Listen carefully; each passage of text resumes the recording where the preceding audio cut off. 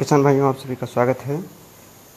गन्ने का जो इंटरकल्चर का ऑपरेशन है, जिसमें दो नालियों के बीच में जुताई करनी पड़ती है ताकि खरपतवार भी ना हो और जो सॉयल है वो भुरभुरी रहे, एरेशन होता रहे, जड़ों का विकास हो पाए।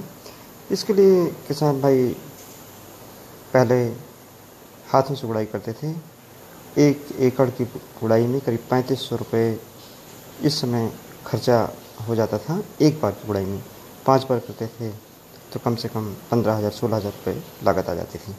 लेकिन अभी जो ये रोटी टिलर दिखाया गया है, आप देख सकते हैं केवल 70 रुपये के डीजल में 1 एकड़ की एक बार में गुड़ाई कर सकते हैं। एक लेबर की कास्ट आप जोड़ लें तो 250 रुपये लेकर के कम से कम 320 रुपये में, 350 रुपये में आप 1 एकड़ की एक बार की गुणवत्तापूर्वक गुड़ाई कर सकते हैं।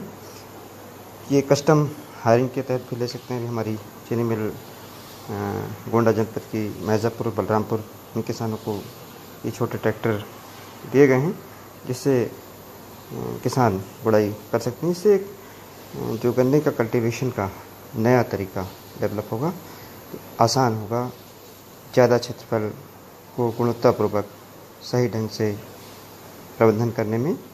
अगर हम बीच में गुड़ाई समय समय पर ट्रैक्टर के माध्यम से कर लें तो खरपतवार जहाँ एक और नहीं होंगी, बीमारियां भी कम होंगी, जड़ों का विकास बेहतर होगा और इस यंत्र से हम बाद में मिट्टी भी चढ़ा सकते हैं। छोटे ट्रैक्टर से पूरे खेत में स्प्रे भी कर सकते हैं। अगर इंटरकल्चर ऑपरेशन करने के बाद आपको सा फसली की बुआई चाहे पेड़ी गन्ने में हो और चाहे पौधे गन्ने में हो, उससे आप कर सकते हैं। इन ट्रैक्टरों की कीमत विभिन्न कंपनियों का अगर आप लेते हैं तो 3 से 4 लाख रुपए के बीच में है।